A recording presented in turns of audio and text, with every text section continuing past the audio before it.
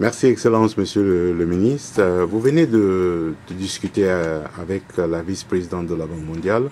De quoi avez-vous parlé? Écoutez, merci beaucoup de cette occasion que vous nous donnez pour discuter un peu de notre séjour ici à Washington. Nous avons parlé essentiellement du soutien de la Banque mondiale à la Guinée et la manière dont le conseil d'administration va se passer le 21 et qu'est-ce qui va se passer après. Et nous-mêmes, comme on est là, on va profiter pour organiser le 18 de ce mois une petite réunion avec l'ensemble des partenaires présents pour expliquer nos problèmes, les perspectives et voir comment l'ensemble de la communauté internationale peut aider notre pays. Après le déroulement des élections démocratiques en Guinée, il va maintenant falloir passer à l'étape supérieure avec la relance des programmes de développement, notamment la reprise de la coopération avec la Banque mondiale. Vous avez discuté de ce sujet aussi?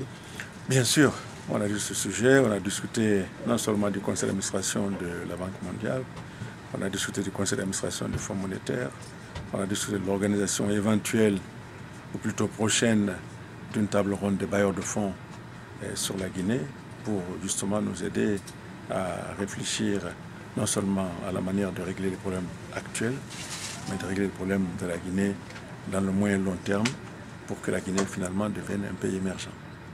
Le président guinéen, lors du séjour de la vice-présidente à Conakry, a lancé un appel pour que la banque appuie également la société civile pour l'impliquer davantage dans la conception, la mise en œuvre des projets de développement. C'est une originalité guinéenne? Non, je pense qu'au jour d'aujourd'hui, comme on le constate, partout les populations deviennent citoyens. Et je pense que ce qui a manqué en Afrique, c'est le fait que les populations étaient restées jusqu'à présent des sujets. Mais dès lors que les gens deviennent des citoyens, ils connaissent leurs droits, leurs obligations, et je pense que les dirigeants sont obligés de rendre compte. Et c'est pour cela que notre président, qui a été un militant pendant de longues années, souhaite que la société civile soit informée, que le dialogue entre le pouvoir et cette société civile soit un dialogue fécond, parce que ça permet au pouvoir de ne pas s'endormir et de rendre compte régulièrement et de connaître le pouls de la population, parce qu'on est là pour le peuple. Si vous avez déjà eu l'occasion, Excellence, Monsieur le ministre, de consulter, de lire la nouvelle stratégie de la Banque mondiale pour l'Afrique, quelle lecture en faites-vous?